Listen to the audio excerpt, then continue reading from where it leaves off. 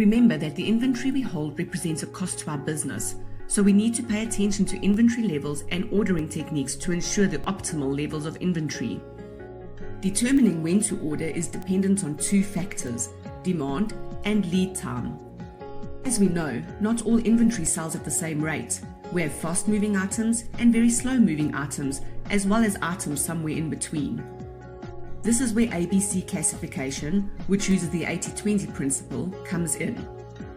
Here we classify inventory as either A, B or C inventory, depending on their order frequency and value. For example, A items comprise of 20% of SKUs and contribute to 80% of sales. B items comprise of 30% of SKUs and contribute to 15% of sales, while C items comprise 50% of SKUs and contribute to 5% of the sales. Simply put, ABC classification assists us in determining our order policies. So for example, we will want to order A items very frequently so that we don't carry large inventories. When calculating inventory replenishment, we need to start with an understanding of the base stock systems, which is calculated by adding the current inventory levels to the anticipated demand to the safety stock. It is the maximum inventory that will be held for any item.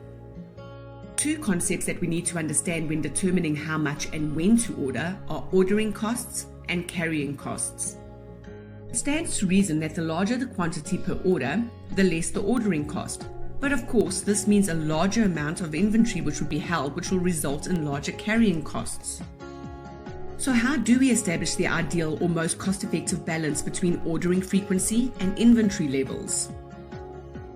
The economic order quantity, EOQ, theory was developed to help us solve just this exact problem. There are some great video links in your practitioner's guide that can further explain the EOQ calculations as well as how to apply them to discounts. With any ordering technique, it is important to remember the rolling schedule concept. As time goes on, new orders come in, existing orders change, and so forth.